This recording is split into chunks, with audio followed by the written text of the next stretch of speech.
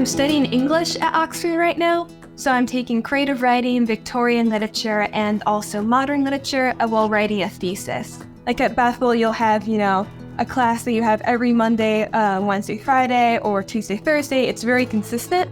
And Oxford does the education system like a little different. Right now, I'm doing pre-term, so I'm only taking one class while working on my thesis at the same time. So I meet with my class like 2 times a week, and it totally varies. It changes the days and the times.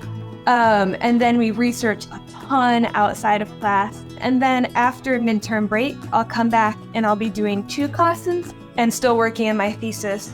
One of the most fun things that we've done is go punting, which is, it's like a little boat and you're on a river and you use like this gigantic metal pole to like push the boat along the river bottom, and like you steer the pole to like change directions.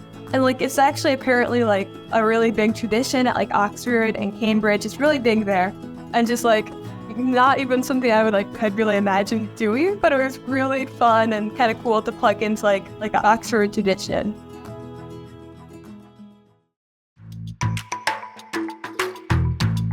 I was in South Africa with a team of 4 Bethel students, and we lived in a South African host home, and we did a ministry internship together every day with Bible study, devotional.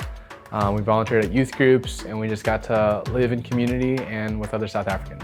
So the first 6 weeks, we had host parents who kind of guided us. And then for the second half of the trip, that was a little bit more independent. So we didn't have ministry classes anymore. We were just working on our own schoolwork from Bethel.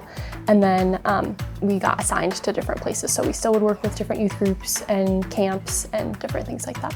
One of the most memorable experiences was working at a camp for kids. We specifically were not allowed to talk about faith at all. I just was nervous about what that was gonna look like, how we were gonna bond with the kids with a language barrier. And so that was the first time that I started to realize that ministry can just be loving on people and having fun with kids and just sharing life with them. It doesn't have to be necessarily sharing the gospel and having faith conversations. Some of the first seeds that you plant are just spending time with them, loving on them, even despite the language barrier. There are gonna be points in the trip that are gonna be really challenging. You're gonna miss home, it's gonna be really difficult, and you're gonna question, why did I come on this trip?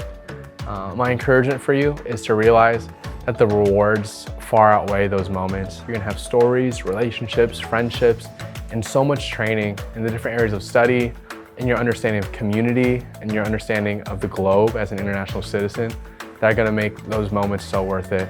So my encouragement is to realize it's gonna be really hard, it's gonna be really difficult, but it's gonna be really worth it at the end of it.